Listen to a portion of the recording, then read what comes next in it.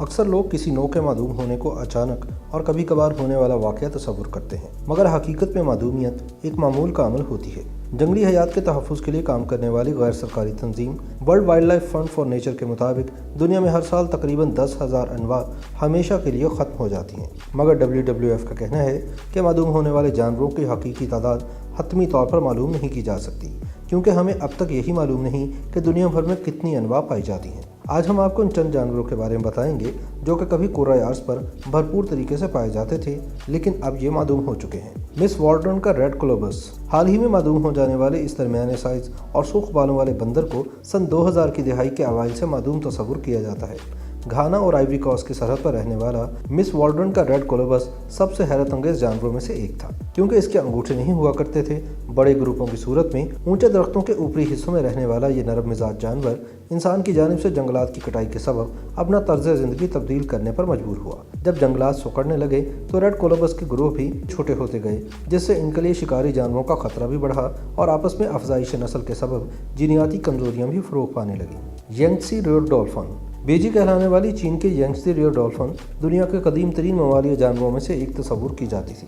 سن 2006 میں معدوم قرار دی جانے والی یانگتزی ریور ڈولفن ایک پھیکے خاکستری رنگ کی ممالیہ تھی جو سمندر میں تیرتے اپنے کزنز کے مقابلے میں نسبتاً کم پروقار دکھائی دیتی تھی۔ اس کے سادہ سے جسم کے نیچے انتہائی ارتقاء یافتہ ایکو لوکیشن سسٹم موجود تھا، جو کہ دیگر ڈولفنز کے مقابلے میں کہیں زیادہ برتر تھا۔ اس کا یہ نظام اتنی باریکی سے کام کرتا تھا کہ یہ اکلوتی مچھلی تک کی لوکیشن معلوم کر سکتی تھی، مگر اس کی یہی حساسیت اس کے لیے اس وقت خطرہ بنی جب دریا میں چھیروں کی کشتیوں، کنٹینرز بردار جہازوں، ٹرالروں اور انسانوں کی پھیلائی گئی آلودگی سے بھر گیا۔ کیریبین موکسل خطہ کیریبین کا یہ مقامی دریائی بچھڑا کسی زمانے میں وسطی امریکہ کے مشرقی کنارے، جنوبی امریکہ کے شمالی ساحلوں اور خلیج میکسیکو میں پایا جاتا تھا، مگر ان کی چربی میں پائے جانے والے تیل کے حصول کے لیے ان کا بے رحمانہ انداز میں شکار کیا گیا۔ چونکہ ان کی غذا بننے والی مچھلیوں کے بے تحاشا شکار کی وجہ سے بچ جانے والے دریائی بچھڑوں کے لیے خوراک کی کمی ہو گئی تھی، انہیں آخری مرتبہ سن 1952 میں جمیکا اور نکاراگوا کے قریب سرانیلا کنارے کے قریب دیکھا گیا تھا۔ الاباما پکٹو یہ معصوم سے نظر آنے والا سیپ سن 2006 تک امریکی ریاست الاباما کے دریائے موبائل میں پایا جاتا تھا۔ اسے یہ نام اس لیے دیا گیا تھا کیونکہ یہ سور کے پیر جیسا دکھائی دیتا تھا، مگر یہ آلودہ دریا کا پانی فلٹر کیا کرتا تھا۔ مگر آلودگی پھر اتنی زیادہ ہو گئی کہ پکٹو اسے مزید نہ جھیل پایا۔ اس ننھی سی مخلوق کے خاتمے نے پانی کے بارے میں کئی تلخ حقائق سے پردہ اٹھایا ہے، جو فیکٹریوں کے زہریلے مادوں سے آلودہ ہو رہا تھا اور دریا کے ساتھ رہنے والے افریقی امریکی برادری میں ہلاکت انگیز بیماریوں کا سبب بن رہا تھا۔ ڈوڈو سب سے مشہور مگر معدوم پرندہ ہونا شاید ایک عجیب سا اعزاز ہو، مگر ڈائناسور کے علاوہ ڈوڈو ایک طویل عرصے سے معدوم ہو چکی ایسی نسل ہے جسے سبھی جانتے ہیں۔ کارٹون کردار ڈیفی ڈک جیسے دکھائی دینے والا یہ پرندہ کسی زمانے میں جزیرہ موریشس پر رہا کرتا تھا۔ اڑ نہ سکنے والے اس پرندے کے فطرت میں کوئی شکاری نہیں پائے جاتے تھے۔ جب انسان موریشس تک پہنچے تو اپنے ساتھ دیگر جانور اور گوشت کے لیے اپنی بھوک بھی اپنے ہمراہ لے کر آئے۔ ان کے سامنے ڈوڈو زیادہ عرصے تک باقی نہ رہ سکے۔ آخری ڈوڈو 18ویں صدی کے اوائل میں ہلاک ہوا۔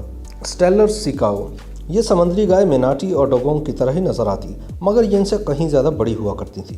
اسٹیلر کی سمندری گائے کا سائز تو 9 میٹر تک بھی ہو سکتا تھا۔ مانا جاتا ہے کہ ان کا خاتمہ شکار اور ان کے غذائی ماحول میں تبدیلیوں کی وجہ سے ڈوڈو کے معدوم ہونے کے کچھ ہی عرصے بعد ہوا۔ بیچارے کواگا کی غیر معمولی خوبصورتی ہی اس کی معدومیت کی وجہ بنی۔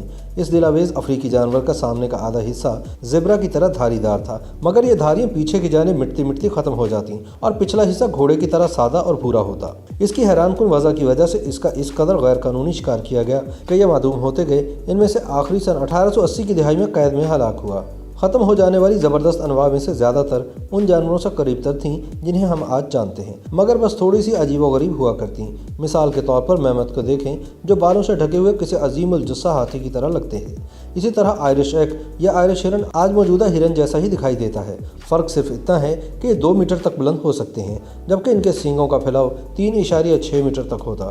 ان کا خاتمہ تقریباً 7,700 سال پہلے ہوا اور ممکنہ طور پر اس کی وجہ شکار اور تبدیل ہوتا ہوا موسم بنا۔ سفید دم والے عقابوں کو 20ویں صدی کے اوائل میں برطانیہ میں تقریباً معدومیت تک پہنچا دیا گیا تھا، مگر زیادہ عرصے کے لیے نہیں۔ تقریباً 2 میٹر تک پروں کا پھیلاؤ رکھنے والے اس شاندار پرندے کا برطانیہ میں کئی سال تک بے رحمانہ انداز میں شکار کیا گیا، مگر خوش قسمتی سے سفید دم والے عقاب یورپ میں دیگر جگہوں پر بستے تھے اور انہیں برطانیہ میں دوبارہ متعارف کروانا ممکن ہو سکا۔